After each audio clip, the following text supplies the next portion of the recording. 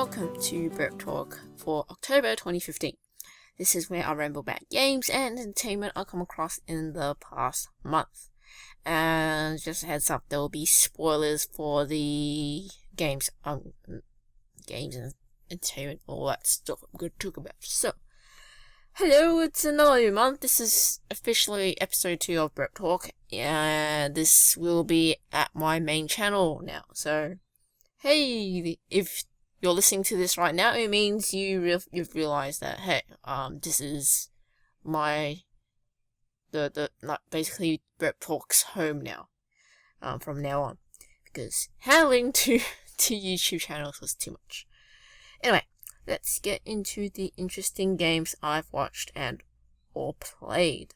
I must, mention Armello first up. You're seeing gameplay footage of it right now. I just wanted to, mention it that, hey, this is what's playing right now on the screen. Anyway, the second game I would like to talk about is King's Quest Chapter 1, A Night to Remember. I mentioned this before because I was in the middle of watching it. I've finished Chapter 1 now. I just keep thinking of Whisper can do it. Like, one of the characters keeps saying that. And, cute little rainbow socks. Feeling not too great about the death of a great knight. There's that one of the knights is kind of a fishy manipulator. And Chapter 1 so far, I really enjoyed it. It's a wonderful and charming narrative, and I am really keen to keep watching more of it. And the next game I'll talk about is Layers of Fear. It's a really good creepy vibe.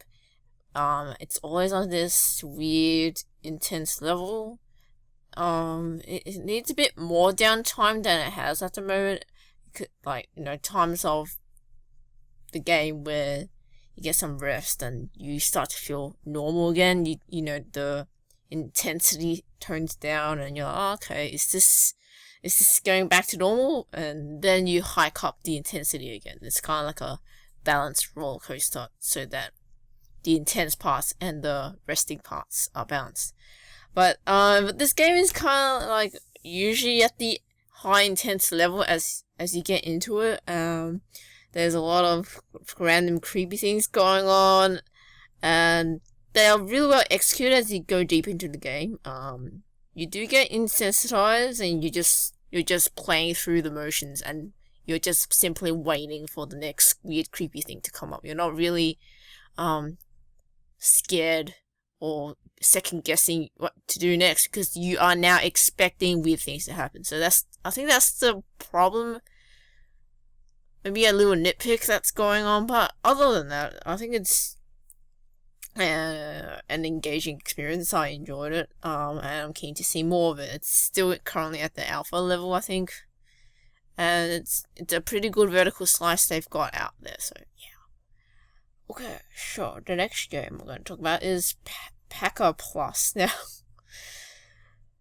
I don't know if you've heard of it, maybe you haven't. It's a really weird game that I couldn't keep going with because it weirded me out. I'm so weirded out because you play as the main character. It's a weird visual novel kind of game, and it's the backstory that your main character is given is that he is a love of alpacas since little, and he loves them, and you're going to an alpaca farm with your girlfriend, who's a human, by the way, and then she asks you if you'd still like her if she were an alpaca.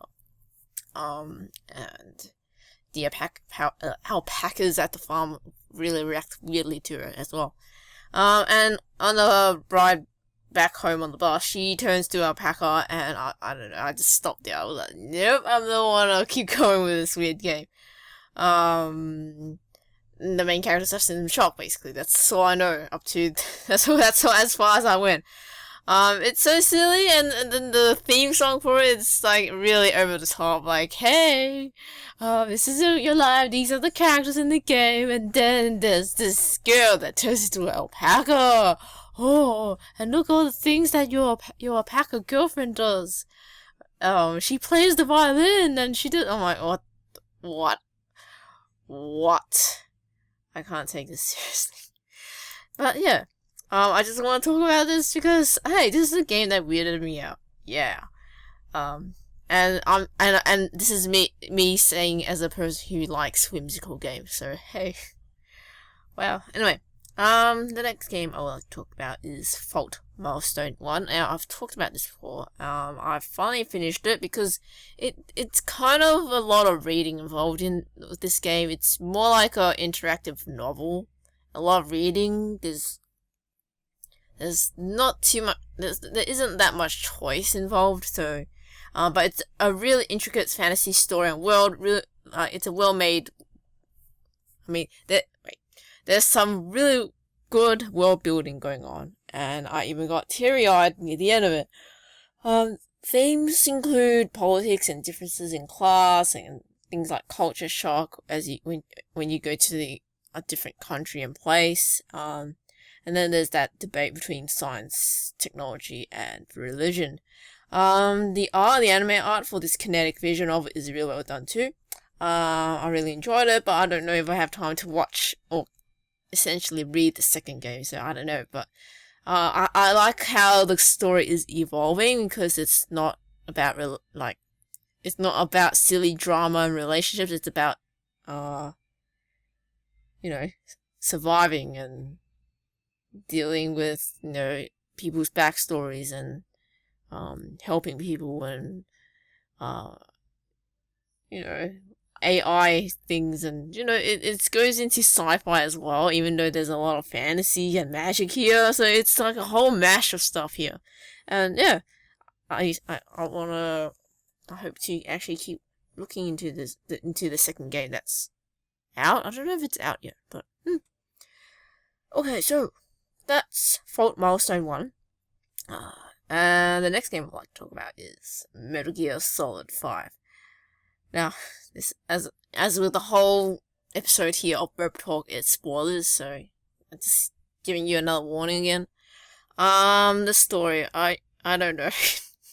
It doesn't feel as strong as the others, but it's sort of there. It covers up some gaps, except it doesn't really even show how Big Boss turned bad.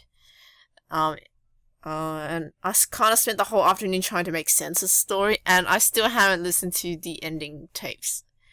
I should, but then I've been procrastinating, and I've kind of lost interest in watching any more playthroughs of Metal Gear.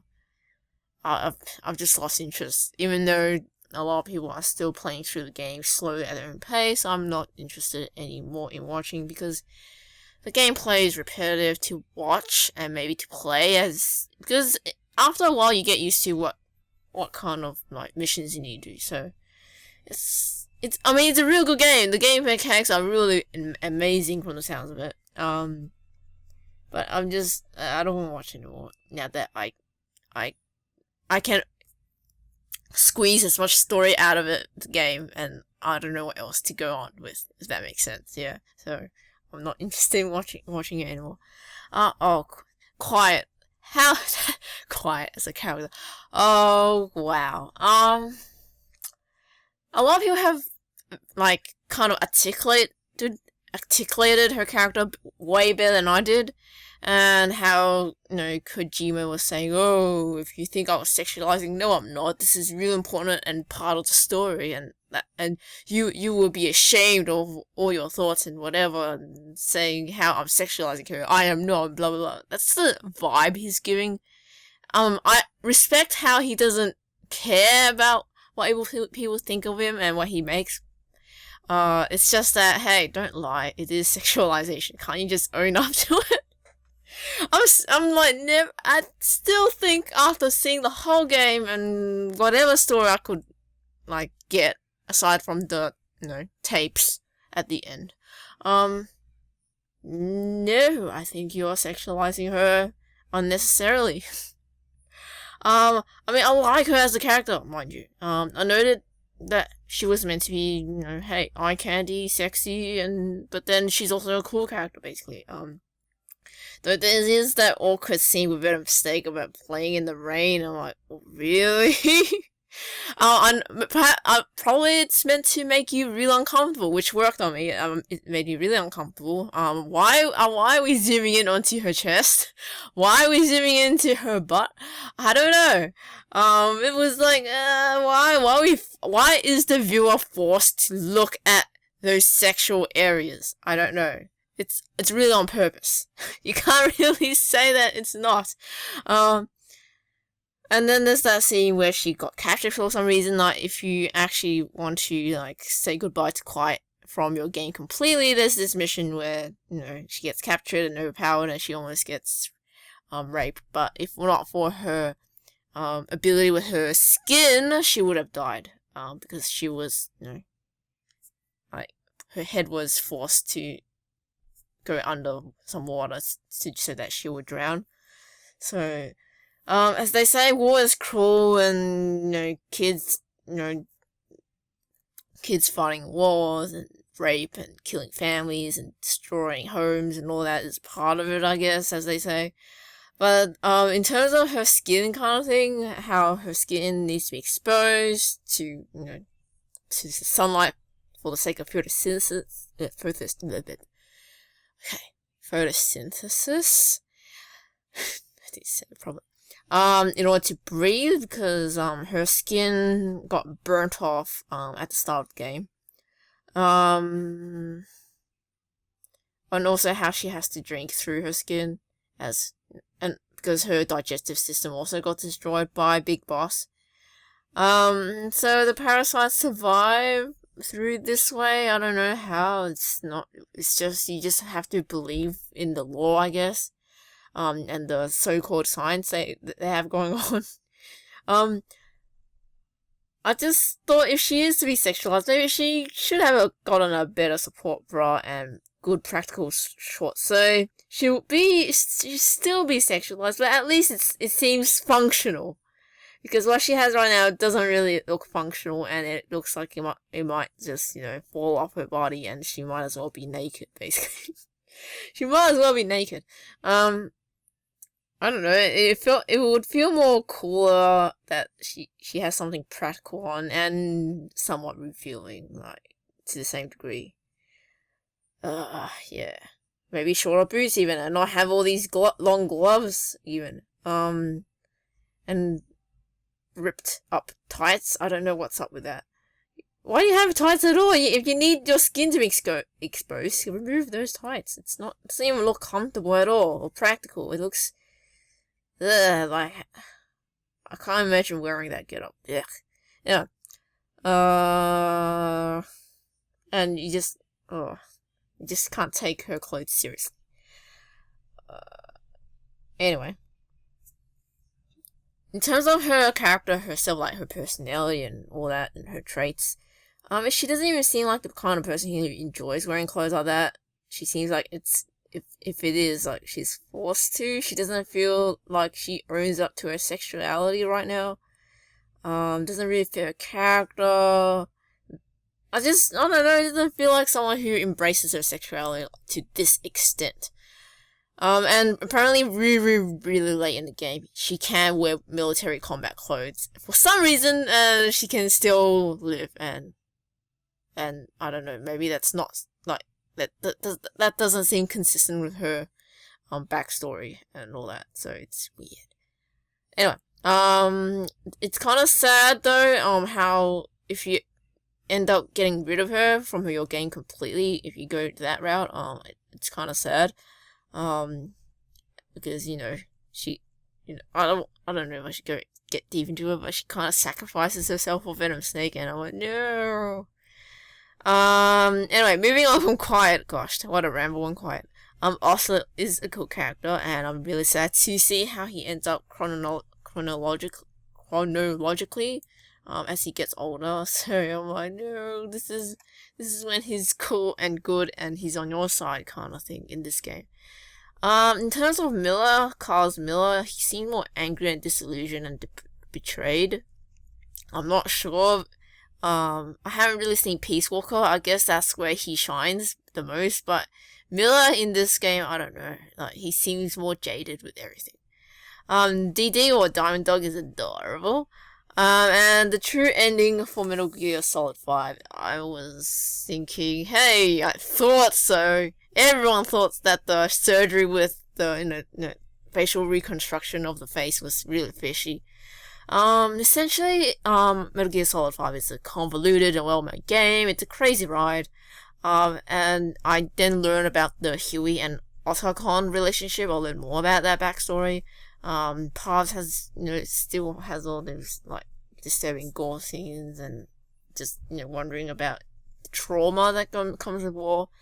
And then you think about, Big Boss and Venom Snake and, like, what's going on between them. And you know that Venom Snake is, kind of walking to his death at the end of the game as a cutscene too. And then I was also surprised to see Volgan, but then he's comatose, I think, and he turned into a fire person instead of an electricity person. I felt really thrown off because what did they do to you? I thought you're electricity man. Anyway, and then Eli, or Liquid Snake, has some adventures with Psycho Mantis, and I'm like, I wonder how this story can be expanded if we knew more about this. So, I mean, the Eli and Psycho Mantis stuff was kind of like the parts of Metal Gear Solid 5 that got cut out.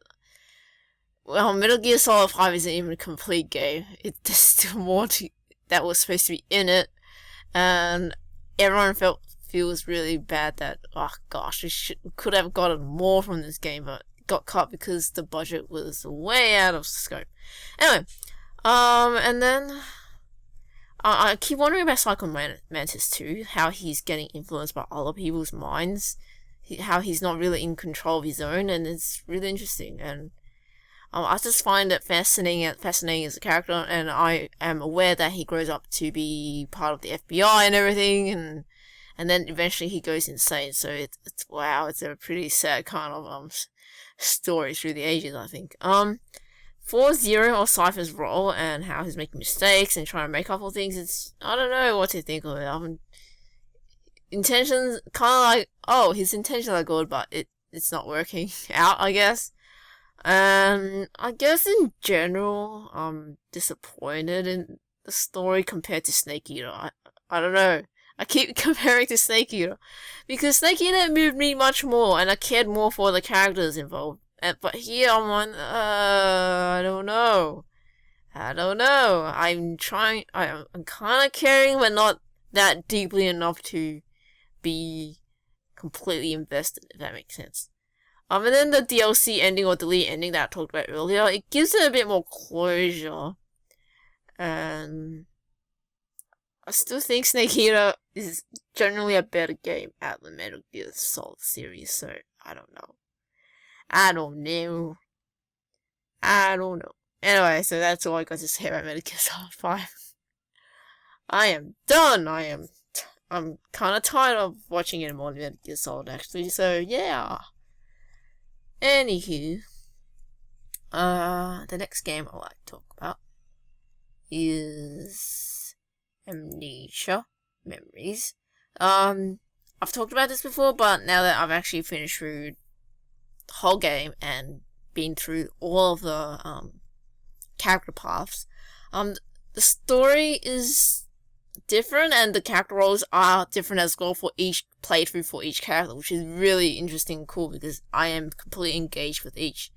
So I'm gonna go through each I don't know, boyfriend that you can have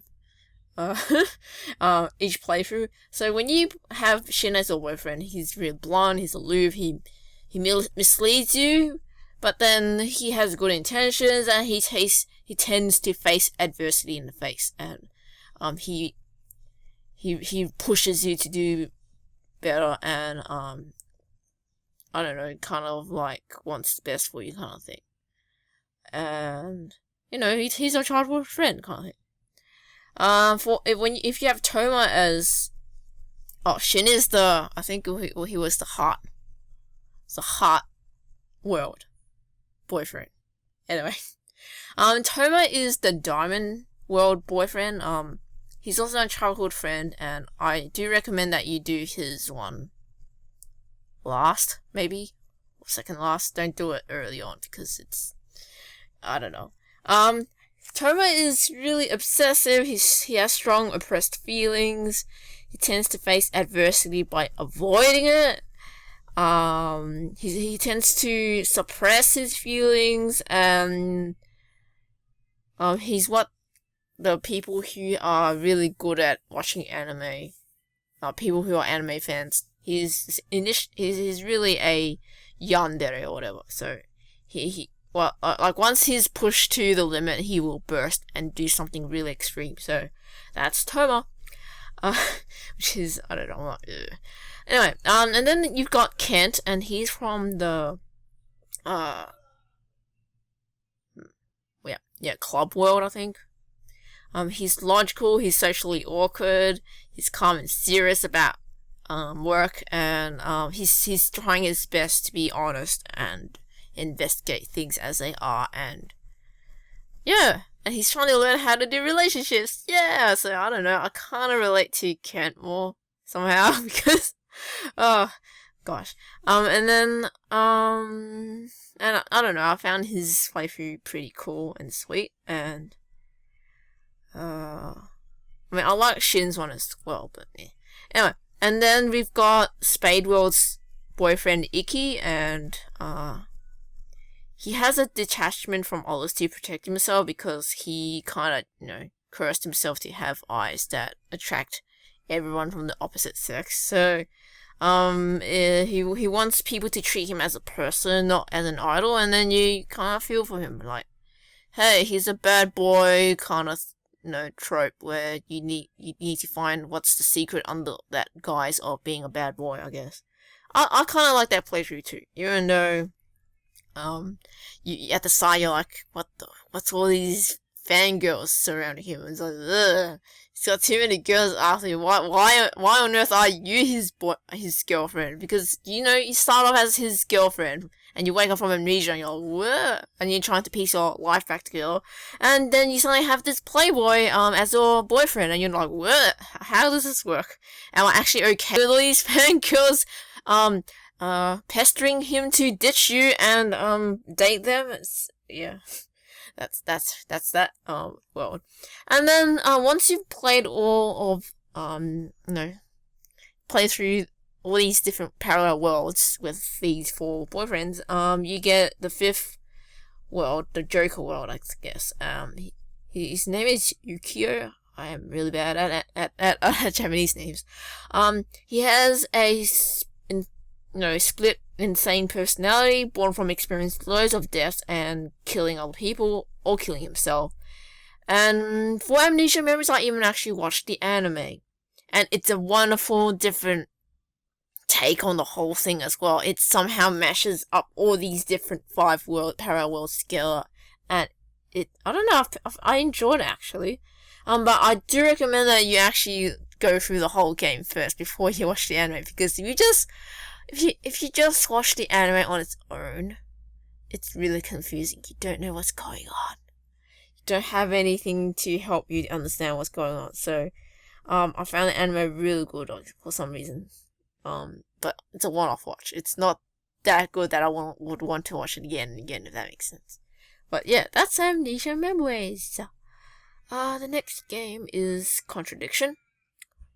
It's a detective FMV kind of game, and I enjoyed that too because you play as Detective Jenks, and he's do you mean this?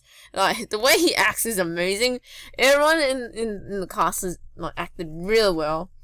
And then there's that actor who talks like Professor Snake. He is awesome.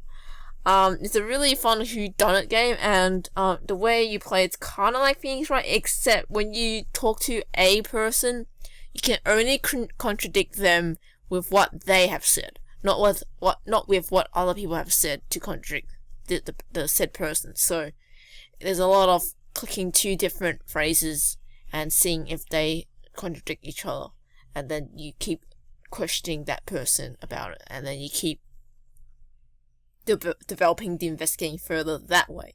So yeah, Contradiction is a cool game, and I want them to make more of it. I don't know, it's really well made, and it's live action and everything, and it's really good.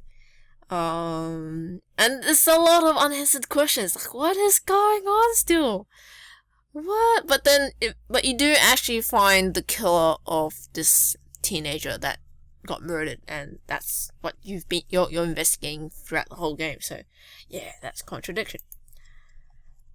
Okay, the next game I want to talk about is Shovel Knight. The DLC, Plague of Shadows. I watched most of the key moments, and I watched through the whole gaming playthrough as well. I think it's a really good game. I know it's a game you should play because, you know, it's a 2D platform. You should actually experience the game. But then, I don't know. I just wanted to get just the story and how it plays, basically. As I have with Shovel Knight itself, the main game. So, yeah. It's a pretty cool story and game. Really good game. Good on you, people who made Shovel Knight. Oh, great. I'm just rambling now. Anyway, the next game I'd like to talk about, Nekopara. It's about cat girls, fan service, and having relationships with your cat girls, basically, and it's weird. It's creepy on many levels. Even from, like, the overall picture of society to the actual, like, actual level of, you're actually making out with your pets kind of thing. It's, I don't know. But the weird thing is the animation is really well done, though I don't know about the, boobs physics. I don't know about that. I'm like, that's not really how boobs work, but okay, this is just fan service. But then, there's a lot of production value for some reason. I don't know. It's really well made, but then I'm like, I don't know about the premise, if that makes sense, but yeah. I didn't really go too far into it, because this game also weirded me out too. Anyway. The next game is Fran Bow. It's a horror game with a really distinguishable, suitable art style. It's really neat and creepy. It's really interesting as you're trying to figure out what's going on and what's real, what's not, what's with these drugs that you're being fed, and what's going on with the asylum. And it's frightening. It's really frightening to see how trippy it is, and the ending really leaves you half satisfied and half not. Because there's still so many unanswered questions and loose ends. I was still like, wait, but what happened to... What? I was still like, what's real? Who?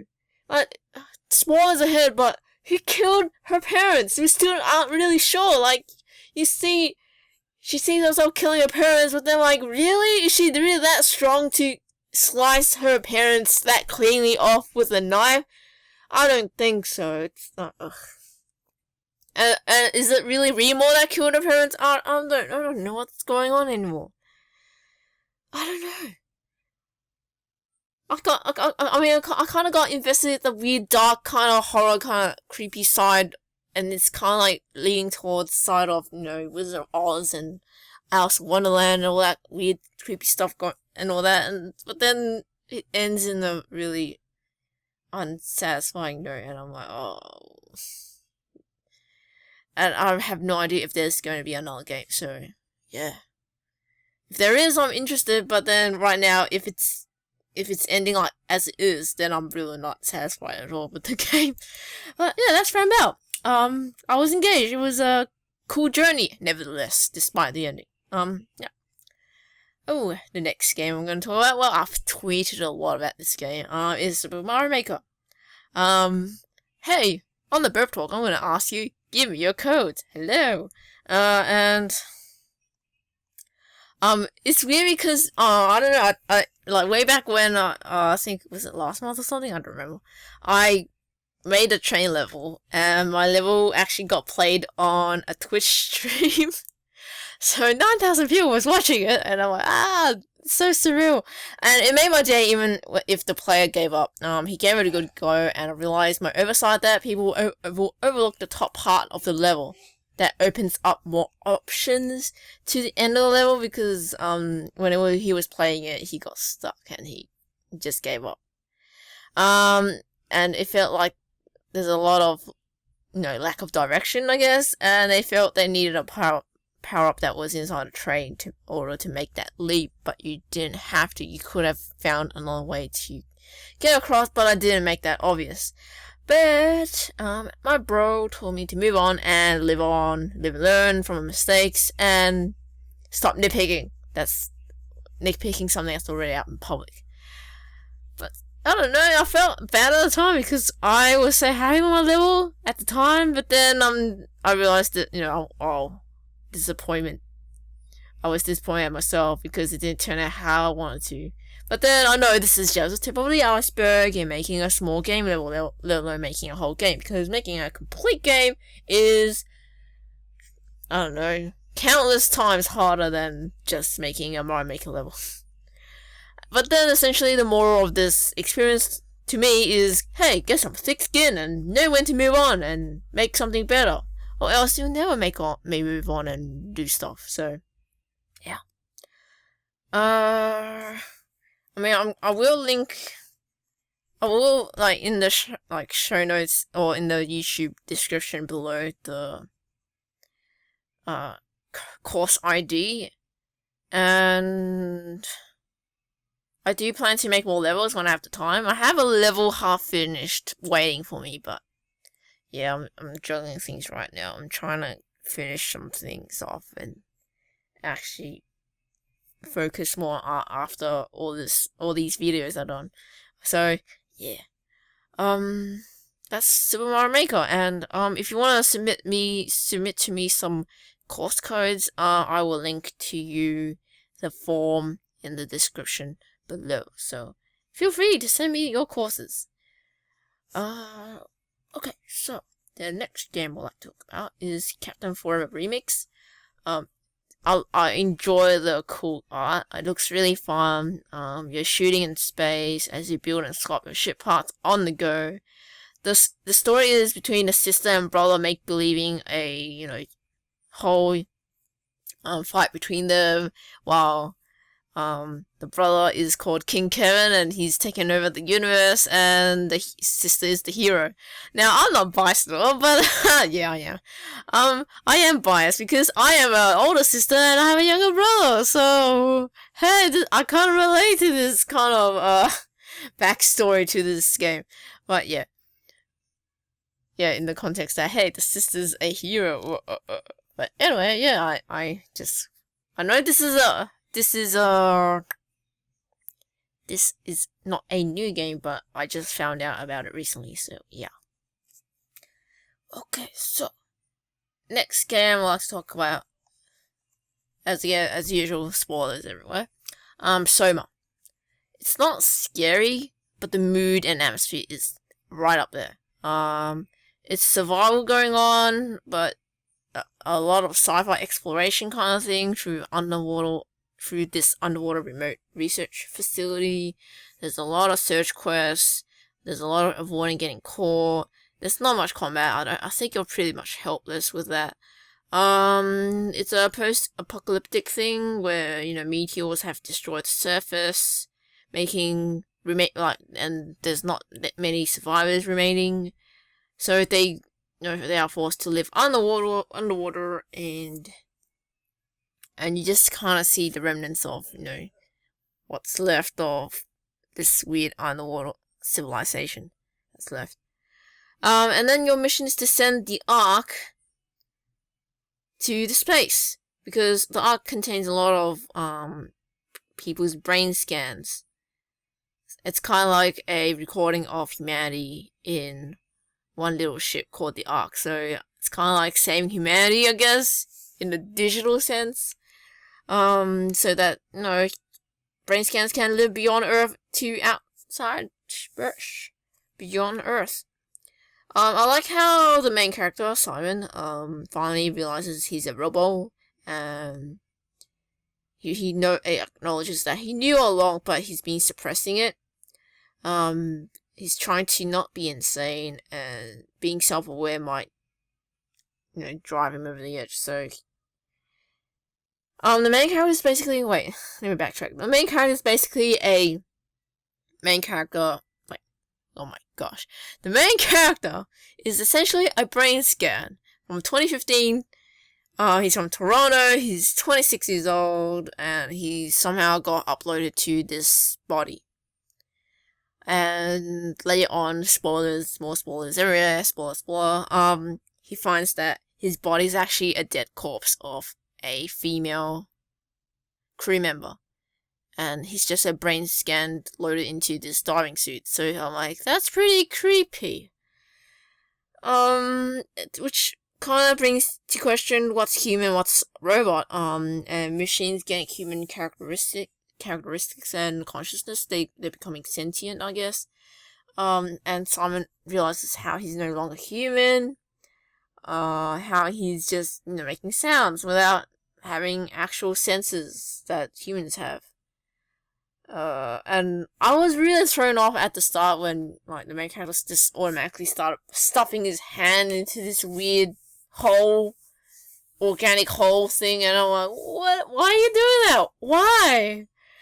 Because the UI icon for it, if you choose to do it or not, is just like a health cross kind of symbol. So you think, oh, this must be good, you're healing yourself. But then the main character just stuffs his fist into the hole, and I'm like, ugh, what? Ugh, it's weird. Yeah. And it turns out that thing is called WAL, or WAL. It's a weird organic AI. Later on you realize it's, made up of tentacles and all that as well, tendrils and everything. Essentially what it does, it's trying to save humanity its own way by, keeping them alive. Whether it be through uploading brain scans or, I don't know, making, stuffing weird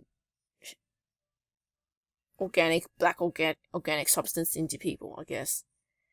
So it's so weird because they turn human survivors and crew members into people who are dependent on life support, or they're turned into monsters who believe they're human. And WoW doesn't really know this. They're just trying to keep people alive, I guess, and they think the best way to preserve humanity is doing this stuff, and whether the humans like it or not, and it's so much gray areas going on here. I'm rambling again. And then with killing other robots, what gives you the right when you're a robot as well with a human brain scan? And when you're making a copy of your brain scan to another, do you kill your other self or not? Like your older version of yourself. And the fact that Simon can only make copies, not actually transfer his brain scan to the other thing, it's kind of saddening and makes you wonder how many Simons are out there. And how many Catherines are out there. How many duplicates do you have of yourself? Like, it makes you think, oh my gosh, wow. You're not as special as you may think. And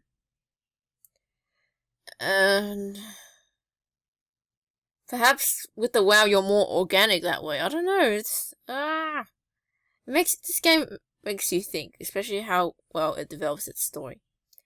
I mean, I think this game is more about the narrative, and that's why I've watched it instead.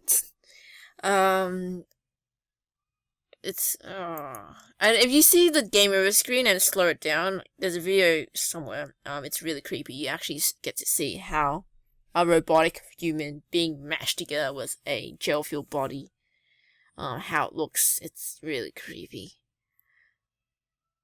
Wow, and there's also that feeling of being left behind and alone and having no one and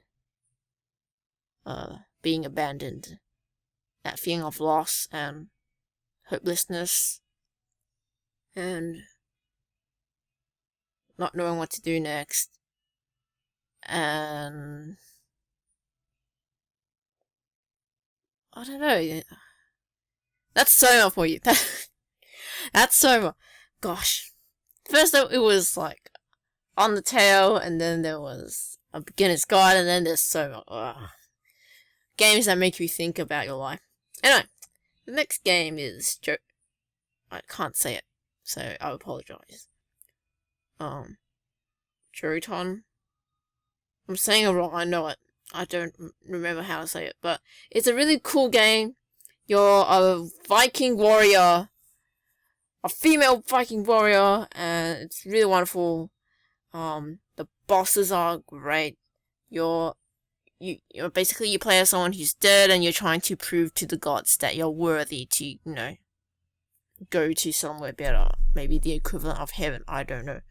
And the animation is incredible, and the boss fights look really, really tight and hard and tricky, and still satisfying once you defeat them. So, yeah, a good game you should look at. And then, of course, there's UNDERTALE. I'm gonna do my Let's Play on this game. I think in about when am I going to do this? In about 2 weeks, I think, or maybe earlier. I don't know. Maybe next week. Let's see what happens. But I'm gonna do a Let's Play, and a full Let's Play, because I just wanted to do it to see how I enjoy the process or not. Like, I just want to do it at least once with a game that I enjoy and see what happens, basically. And just practice doing editing and all that, you know. Back to the game. UNDERTALE is a game by Toby Fox with a lot of other people helping him out, but he composed the music, he did everything. He spent kind of like 3+ years on this game. Really, really good music. A lot of 4/4 breaking involved. The story and characters are lovely. A lot of Earthbound / Model 3 vibes from it, in that you care about the characters and you want to know more about the story. I also loved how it makes fun of itself as a game, and it takes beyond and plays on the fact that you as a player have so much control over things, including saving and doing things all over again. Yeah. And there is a flaw I have with the game that comes with the genre, that there was a lot of backtracking involved, and there's a lot of tedious parts of getting from one place to the next, and the random battles get really tedious once you know what to do. Though, if you go for the pacifist route, it's not as bad, because increasingly you don't really need to fight that much aside from the bosses, and I think it gets really bad if you choose to do the genocide route. As you need to actually be thorough with all the random battles and tediously go through all of them and kill them all. Anyway, there are many neutral endings, maybe I think 10 or 12 or something, I don't know. And they are cool, and the true ending was great. But the neutral ending was the really awesome one, I guess. For some reason. I don't know. You'll see in my Let's Play, like, if you really don't have the time to actually play yourself. But I do recommend that you play it yourself, actually. Though I wasn't feeling extremely mind blown by the game. The fandom makes it bigger than it really is, I think. It's certainly one of the best games I've ever played, though, mind you. But I think it's still not as high as Model 3 or Earthbound. But I still love the characters all the same. They're still charming in their own right. You'd see my blind playthrough reactions anyway, that I'm doing. I'll probably have it out next week, actually.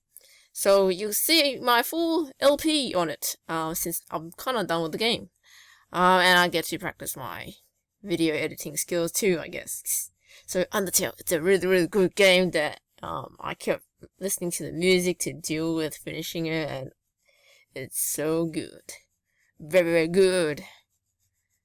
It's just not as crazy, amazing, mind-blowing as people say it is.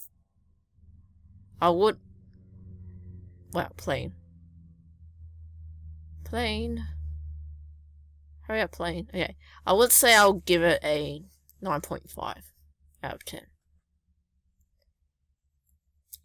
Because I think there are some places where it can be executed much better, but Hey, how I know?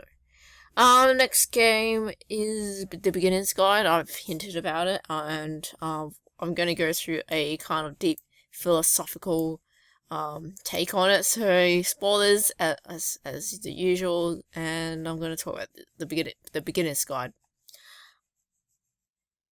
It left me with a feeling of being heavy, and then it's that thing with, hey, you have an unreliable narrator all along. He's been deceiving you from the beginning as the plot twist happens.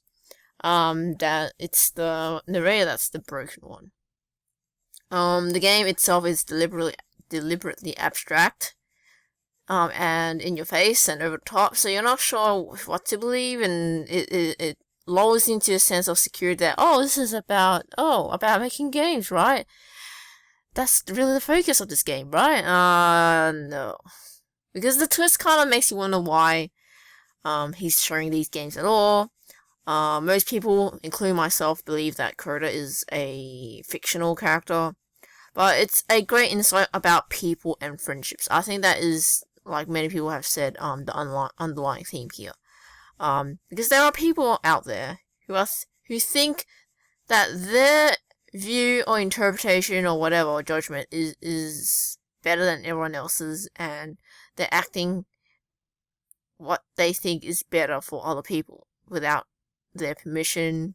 So they make decisions for them out of their perceived best interest to help them, whether the said person wanted it or not. And I think the theme here with this game is it's about a loss of a friend, and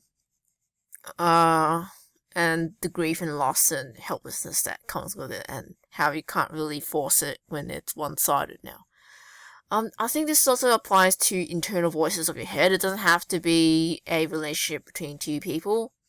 It could also be two sides of Davey, the narrator, that Coda is not really a real person. But Davey's the creative side, which he seemingly has lost and is grieving about. It leaves you with an impactful message. I'm saying all this assuming that you've seen through the game, mind you, because this is all spoilers.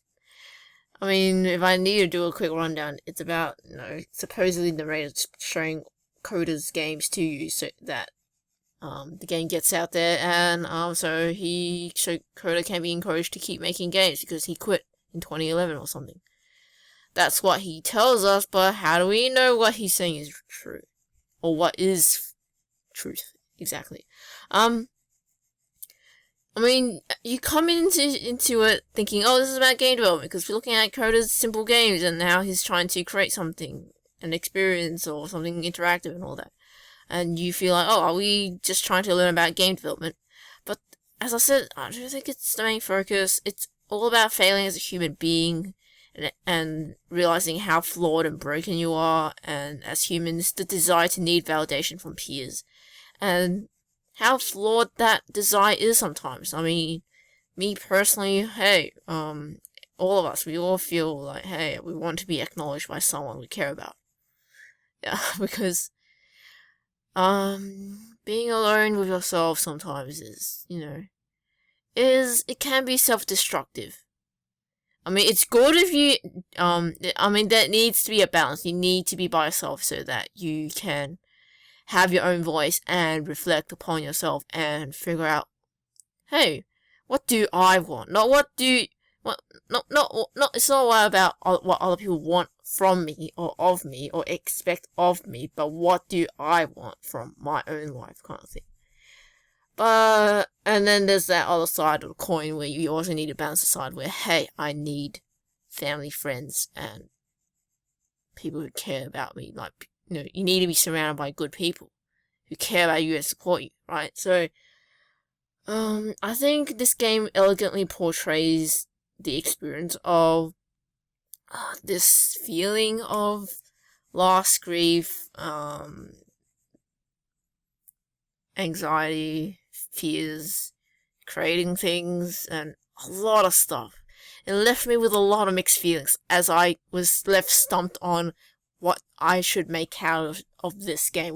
What meaning should I Even I'm trying to put a meaning to this game, while the game itself is making fun of the fact that as humans, we have the desire to put meaning onto things, whether they have meaning or not. So, and then you also question what you're being told, as the narrator just basically tells you his interpretation of things, and you just have to choose to believe him or not. I guess, and it's a lot of, I'm telling you what I think, basically, from the narrator, and it's not really much of a, hey, figure it out yourself and come to your own conclusions at the start, or the first half of the game. But as a whole, the game itself doesn't have that much interactivity. It's supposed to be an experience rather than a game to be played, I think. I mean, originally I was keen on actually playing the game myself, and I think it's recommended that you do, but then it's more of an experience. And I'm happy to just treat it as an interactive movie and experience it through that avenue, because with Stanley Parable, you actually try to resist doing what you're told about the game, and you're trying to fight against that, but then you kind of realize how hopeless that is, because everything in that game, in the Stanley Parable, is planned already by them already. They know. Why it's really, really cool with that game. Why that game is really cool. Sorry.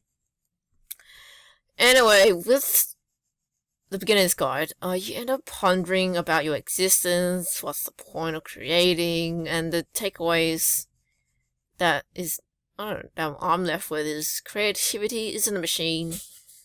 Validation, having the goal of having validation from people and being popular is kind of a relative thing. Forcing symbolism and meaning into your creations or other people's creations. Does art need to have a meaning? Does it have to have a purpose other than it feels good making it? Or does purpose drive it further into an internal search for meaning of yourself? All these questions come to mind. And then more questions come about in my mind. How does your interpretation of art or a creation have more value than others? Why is your meaning that you place upon things important? Why do things need to be measured wait, let me start again. Why do things need to be measured in order to have value?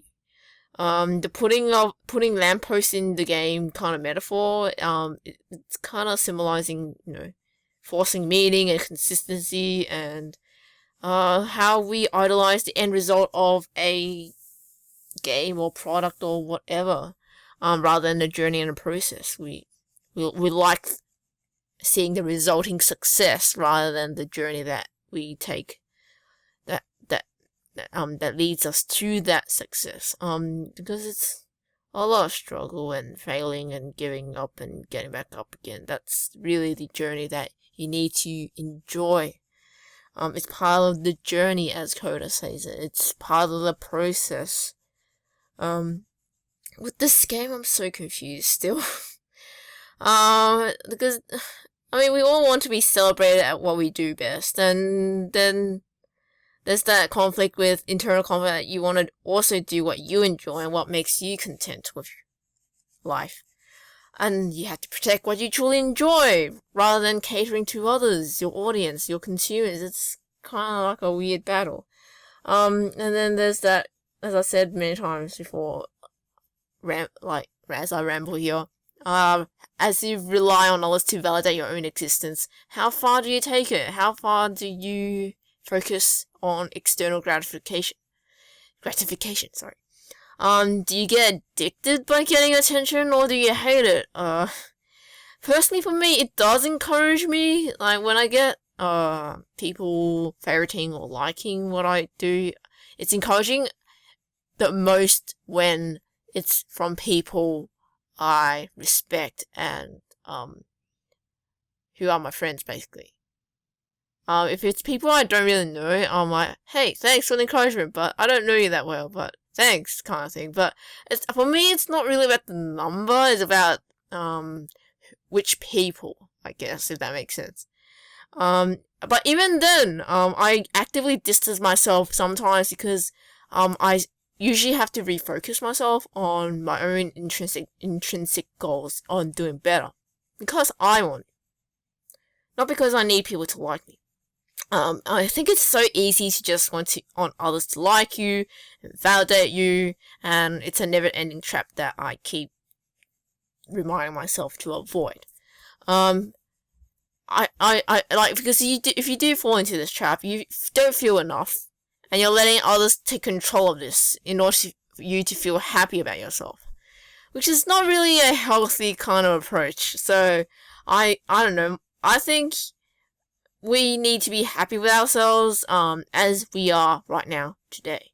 And take control of it and judge for yourself what kind of person you'd like to be and work on that. Be someone that the younger version of you will look up to. Focus on growing as a person and improving yourself, not on other people's praise and admiration, likes and whatever, all that stuff. And then this game also makes me think about, social anxiety and being public and having to be accountable for what I do and having to always show results and all that, and trying to show how successful you are, and then in a way it's kind of showcasing how lonely you are. It kind of felt really real and heavy. There was a lot of uncomfortable points where the narrator breaks down as he finds he's realizing, air quotes, he's been invading someone else's personal space without permission. He's forcing his judgment and analysis for meaning in Coda's games. It's also kind of pointing out how the gaming industry fans are being really demanding nowadays with games in general, because the standards now are so high. The game industry is so saturated now. There's so many good games, and I don't think everyone has the time to play them all. Myself included, which is why I don't really play too many games too often, unless, I can, play it for my brother, or, people are happy to, let me play test or play their game. So, hint, hint, wink, wink. What else? Look at my notes. And then there's also another side of things, how, everyone is kind of, well, not everyone. Stuff that, it's not everyone. How many people share their lives for show nowadays online, and people tend to be really narcissistic and self-centered. I mean, I'm not afraid to say that I'm self-centered too, but I try to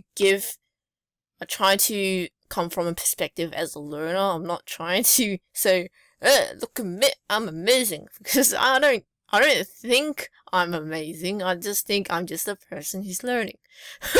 And I'm just showing, hey, this is what I'm doing right now. Hello. And that's all I'm doing, because I guess in a way for me, it's to say, hey, friends, I'm alive. Because I'm a hermit, and I don't know how else to reach other people when I'm not really that able to be out and about. I mean, I'm not gonna be a hermit forever, never, but I think being a hermit is a default. But I'm not gonna go into that. Moving on. Yeah, what was my point? I just kind of sidetracked it. Oh, how people share their lives online, in social media and all that. And how people just show the positive side of themselves. With their struggles kind of being glossed over, or they're being too dramatic about themselves too, and making all sorts of drama out of molehills. And then it kind of makes you think, what do you post on the internet or art or games or creations even mean? Are they really telling us a lot about the creator, him or herself? Are we really trying to categorize people and everything else? Like, what's the point of, like, putting people in pigeonholes? Or things, or creations, or products. How we strive to be acknowledged and how we keep chasing for it, and, all that anxiety and fears that come along with this, it kind of feels empty when you look at it objectively.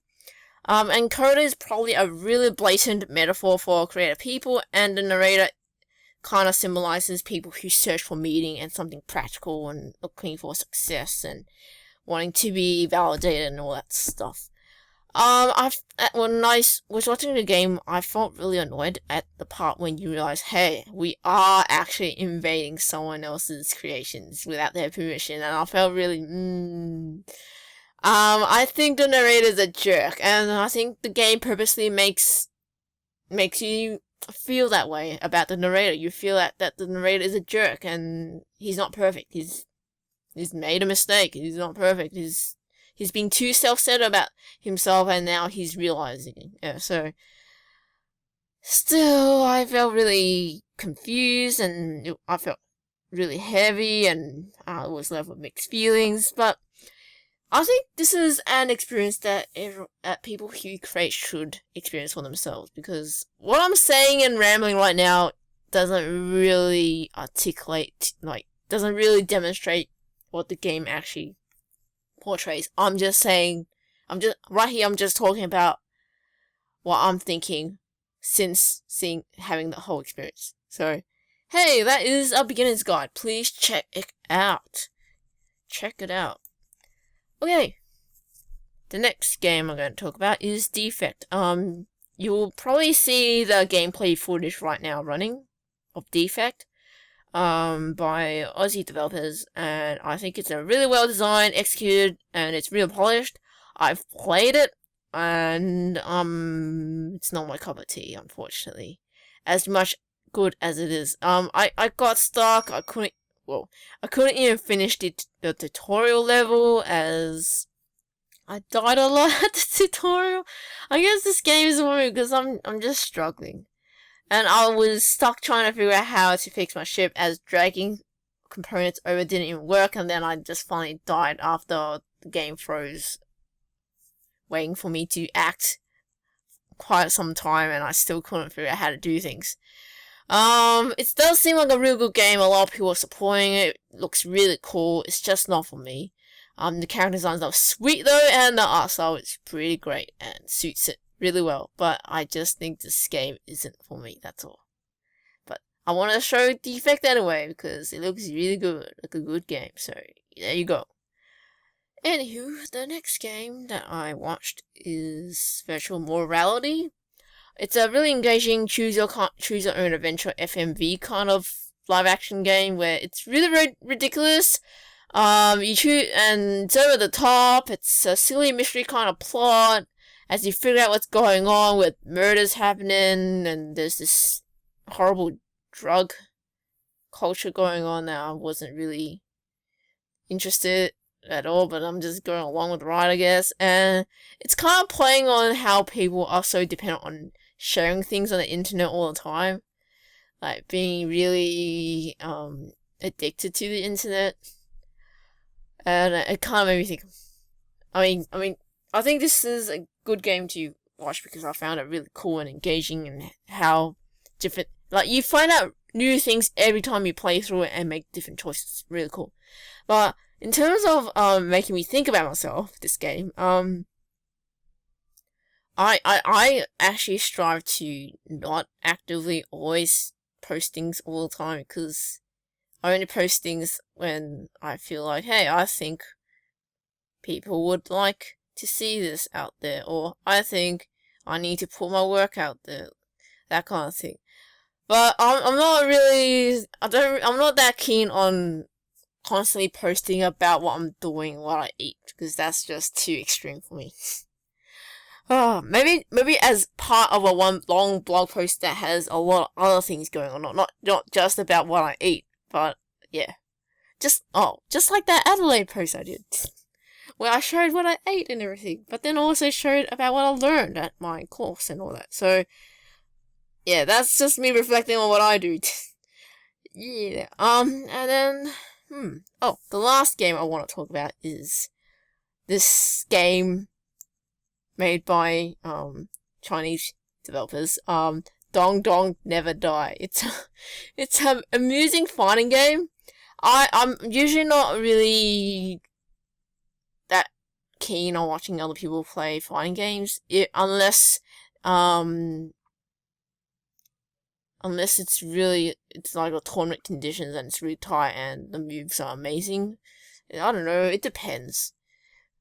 depends. But with Dong Dong Never Die, it's amazing because it was made with a lot of care, and they did it in a really makeshift way. They didn't even really use green screens that well. And the fighters themselves are actually real people who are green screened in. And it's so silly and fun to watch how each player plays as a fighter, and it's so cool how they put all this effort in making the actors do all these weird moves. And interesting characters that come to mind from the top of my head. There's a lot more than this, but the Lolita girl that summons Gundams to fight, or the nunchuck guy with a hoodie, who's a graffiti artist as well. And then there's also the Ken copies from Street Fighter, and then there's also just weird, goofy characters in there as well. Like, there was also a clown. There's also a badly made 3D Mario in the game. It's like, what is going on with this fighting game? It's silly. But yeah, I just want to talk about this because it stood out to me and I found it really amusing. Yeah. Okay, so now in terms of entertainment and all that, moving on from games, I want to lastly talk about Ore Monogatari, or in English, My Love Story, that anime I talked about in the last BurpTalk episode. I finally finished all 23, I think, episodes. It's so sweet, and it's a wonderful progression of things, how it plays out. I enjoyed it. It's a series that makes you happy. I think grown-ups will love it too. And I made a lot of weird human noises, and such as, oh no, and then, oh, it's alright, oh no, and like, you find yourself really caring what the characters are doing. And it turns out that the manga is up to date, but it has extra flashback stories and happenings with Takeo and his young days, and his silly shenanigans. So there's a lot of extra stuff that was skipped by the anime, but the anime basically is up to date and covers what the manga has, what the story of the manga, basically the main story. So yes, watch this anime, it's really good. Anyway, and the last thing I want to talk about is Hercules, the 2014 movie thing with was it? I think it's Dwayne Johnson as the main character. I think it's really well done. The cinematography, visuals, colors, lighting, the characters, how they, the costumes and all that. What else? Oh, and I really like how they composed the flashback scenes and everything. It's just that the plot felt too predictable. It kind of lacks something, but then it makes sense at least, and you just go along with it, with the entertaining ride. I like the end credits animated section as well. As I said, it's an entertaining one-off. I like the sidekick characters too, and this movie's not even my genre, but I was picking out what I felt was done good, and I was admired the movie as it is. It was a well executed movie. Yeah, so yeah, well done. Even though it's not really my cup of tea in terms of the story, like if I read the blurb, I would be like, meh. But then now that I watched it, I'm like, okay, it was an entertaining one-off watch. I enjoyed it kinda. So yeah, that's Hercules. Anyway, in terms of movies I'm looking forward to is, I'm excited now that I see a lot of trailers of it. Please don't kill me if I say it wrong. Moana, and Zootopia, and The Good Dinosaur, and I'm also looking forward to the next installment of Kung Fu Panda, even if it's just for the entertainment value. I'm looking forward to, animated films, basically. In terms of other live-action movies, I have a lot of movies I haven't watched yet, still that are already out. But then I can't afford to get movies or rent them now. I'm just, I've been saving money for other things that are more focused on art and stuff, so, and, you know, life. So, I can't watch movies. Maybe someone can borrow me their movies, I don't know. Anyway, but that's why the entertainment section is not that much, because I don't have that many movies on access, I guess. So, yeah. And I guess I don't wanna... If I think about it, I don't wanna watch movies because when I watch something, my full attention goes into the screen and I don't do any work at all. But with gameplay, I'm able to zip in and out of attention mode. And I just go back to work and I'm just completely watching the screen. So, I don't know. I do agree that I need to watch more movies, I think. Because there's a lot of good movies that I'm missing out. But, there you go. We made it. We reached the end of our second episode of BurpTalk. So, as I do at the end, if you do like what you see, let me know. Even if it's just a like or something, I don't know. Or even better, comment with your feedback below. I will read and respond the best I can. And if you like to keep tabs for more updates, consider subscribing to this channel or to the BurpTalk Tumblr. That will be linked in the description below. I guess thank you so much for watching and see you next one.